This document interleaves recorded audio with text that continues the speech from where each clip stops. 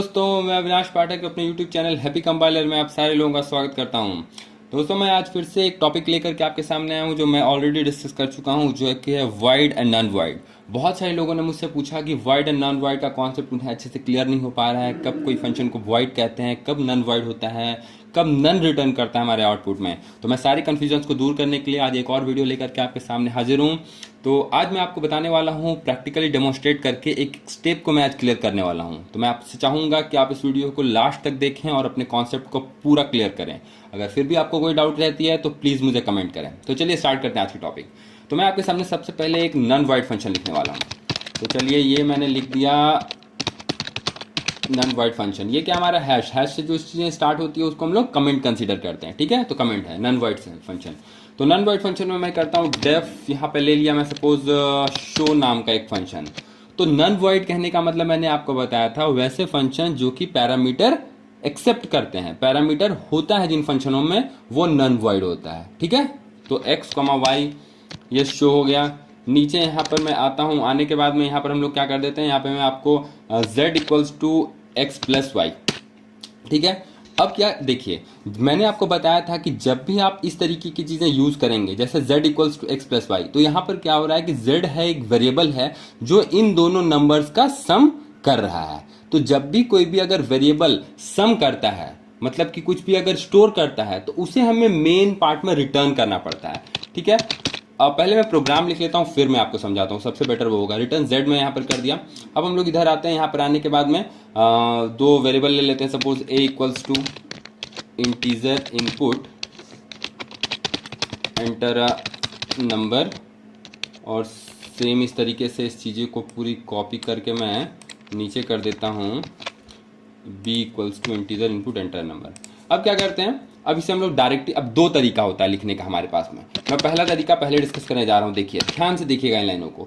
Print, just print के अंदर आप क्या कर सकते हैं, प्रिंट के अंदर में आप इस फंक्शन को कॉल कर सकते हैं, शो। ठीक है, और शो के बाद में आप यहाँ पर करेंगे ए और बी को पास। ठीक है, ए और बी को पास, ये हो गया आपका काम। अब आउटपुट आप देखिए पहले। ठीक है, रन करता हूँ मैं, रन मॉड्यूल। ठीक है, देखिए एंटर नंबर मेरे पास में आ गया। मैं नंबर एंटर करता हूँ 5, फिर से 5, देखिए 10। अब आप ध्यान से समझिएगा थोड़ा सा। ठीक है, देखिए ये पूरा प्रोग्राम जो है हमारा, ये हमारा पूरा प्रोग्राम है फंक्शन का। इसमें काम किस तरीके से हो रहा है, ये program run actually in 3 line से नहीं होता है। ये प्रोग्राम रन होता है, मैंने आपको बताया था कि कोई भी function flow of execution chapter में मैंने आपको बताया था कि जो प्रोग्राम होता है वो मेन पार्ट से रन करना स्टार्ट होता है। और मेन पार्ट हमारा कौन सा है, ये वाला है। ठीक है, तो सबसे पहले कर्सर यहां पहुंचा एंटर नंबर, तो मैंने डाला 5।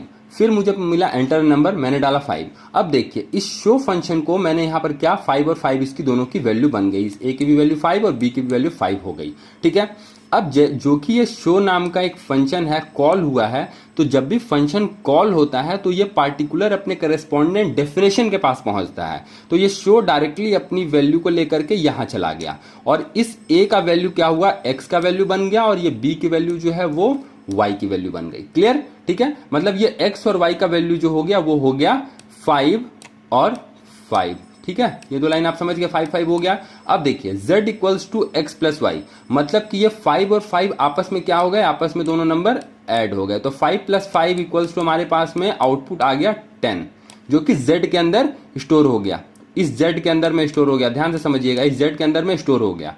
अब z के अंदर में स्टोर होने के बाद में इस रिटर्न z का यूज हम लोग कब करते हैं, जब भी कोई वैल्यू हमारे पास स्टोर्ड होती है, हम लोग अपने फंक्शन से कोई वैल्यू एक्सेप्ट करते हैं, तो उसे हमें रिटर्न भी करना पड़ता है। नॉर्मल भाषा में आप समझिए कि आप अगर किसी से कोई चीज ले रहे हैं तो आपको उसे वापस भी करना है, रिटर्न भी करना है। तो ये सेम काम ये रिटर्न का है। तो ये z जो है वो रिटर्न किसे करेगा, वो रिटर्न करेगा इस प्रिंट स्टेटमेंट को। ठीक है ना, इस प्रिंट स्टेटमेंट में रिटर्न कर रहा है, तो डायरेक्टली हमारा वैल्यू यहां पर 10 आउटपुट रिटर्न कर दिया। ठीक है, क्लियर, समझ में आ गया। इसी प्रोग्राम को एक दूसरे तरीके से मैं आपको बताता हूं। चलिए, इसके लिए क्या करना है, मैं यहां पे मैं एक लाइन नीचे ऐड करता हूं पहले, और इसे मैं res रिजल्ट नाम के वेरिएबल में शो a, b।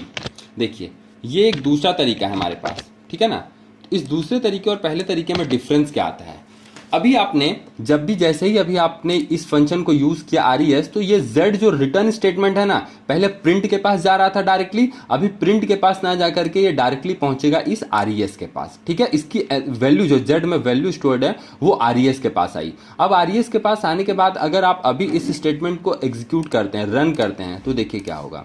रन करते ही साथ में आपके पास enter number 5, enter number 5, output कुछ भी नहीं आया है क्योंकि हम लोग इसको प्रिंट स्टेटमेंट का यूज नहीं किए हैं। अगर प्रिंट स्टेटमेंट का यूज हम यहाँ करते हैं, जस्ट एक नॉर्मल प्रिंट, और प्रिंट लिखने के बाद में हम इसमें यूज करते हैं आरईएस। प्रिंट आरईएस करते ही साथ हमारा आंसर बन जाता है 5 5 ये रहा 10। ठीक है, तो अभी आप समझ पा रहे होंगे कि जैसे ही मैंने इस प्रिंट स्टेटमेंट को लिखा और प्रिंट के अंदर इस आरईएस को लिखा, ये जो आरईएस में वैल्यू आई थी z से, वो डायरेक्ट यहां पर प्रिंट कर गया। ठीक है, तो ये नन वॉइड का कॉन्सेप्ट है। ठीक है, एक और इसमें चीज ध्यान देने वाली बात है, इन सारी चीजों को आप खत्म कीजिए। अब देखिए मैं यहीं पे क्या करता हूं, रिटर्न z ना यूज करके मैं कर देता हूं प्रिंट z। ठीक है, z के अंदर मेरी वैल्यू स्टोर्ड है तो प्रिंट z।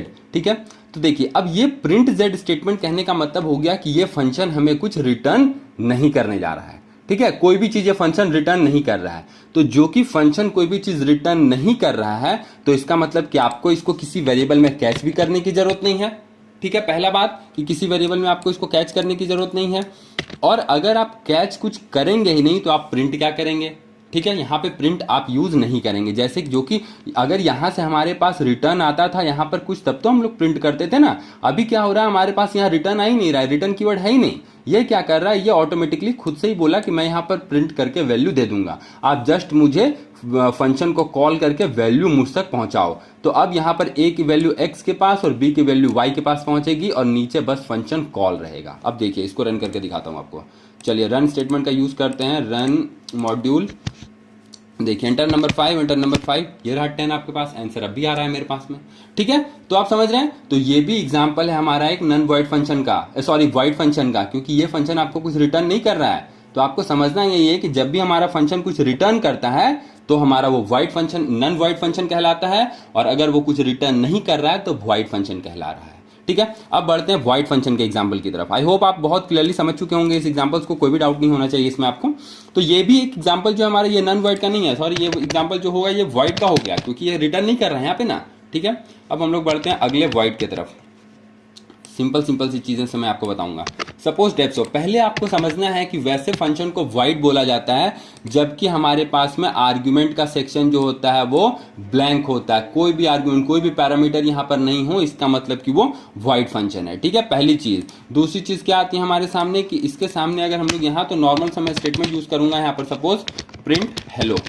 ठीक है, अब जब आप प्रिंट यूज कर रहे हैं, कुछ चीज आपका रिटर्न नहीं कर रहा है, इसका मतलब आप डायरेक्टली फंक्शन को कॉल कर सकते हैं। तो मैंने मेन पार्ट में शो को कॉल कर दिया। ये आपको समझना इंपॉर्टेंट है, अगर आप कुछ वैल्यू यहां पास करो या ना करो, आपको मेन पार्ट में फंक्शन को कॉल करना ही करना है। अगर आप मेन पार्ट में फंक्शन को कॉल नहीं करते हैं तो आपका प्रोग्राम रन नहीं करेगा। क्यों?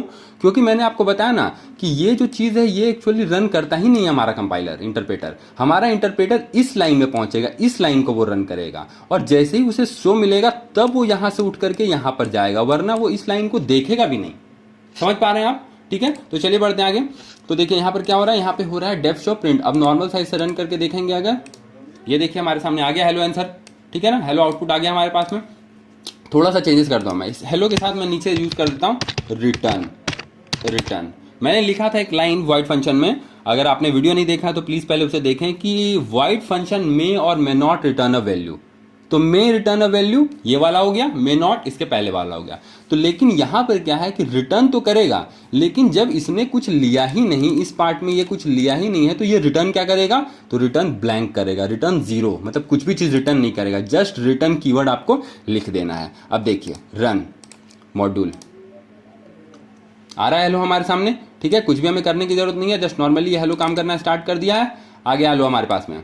ठीक है, अब आगे बढ़ता हूं एक और दूसरा चीज, ये सारी चीजें क्लियर हो गई आपको। ठीक है, अब आपके सामने आता है नन, कि नन कब करता है। इस केस में नन नहीं किया, मैंने आपको बताया था कि नन हमेशा वॉइड फंक्शन में करता है, नन वॉइड में कभी भी नन नहीं करेगा। तो वॉइड फंक्शन में नन करेगा, कब करेगा, आप यहां पर रिटर्न स्टेटमेंट का यूज कर रहे हैं शो।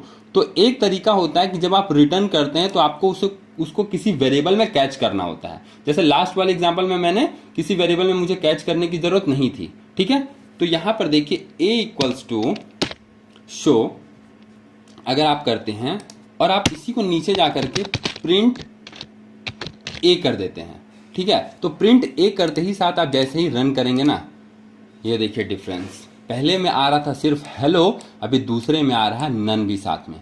अब आपको समझना यह है कि अगर आप ब्लैंक वॉइड फंक्शन को किसी वेरिएबल के अंदर आप अगर कैच करते हैं, ठीक है, वॉइड फंक्शन को अगर आप किसी वेरिएबल के अंदर कैच करते हैं और उस स्टेटमेंट को प्रिंट फंक्शन यहां पर देते हैं, तो क्योंकि देखिए एक प्रिंट तो यहां हो गया और दूसरा प्रिंट यहां हो गया, तो ये प्रिंट जो है ये प्रिंट कर रहा है हेलो, जो कि ये रहा, और ये दूसरा प्रिंट है, ये आखिर प्रिंट क्या करेगा?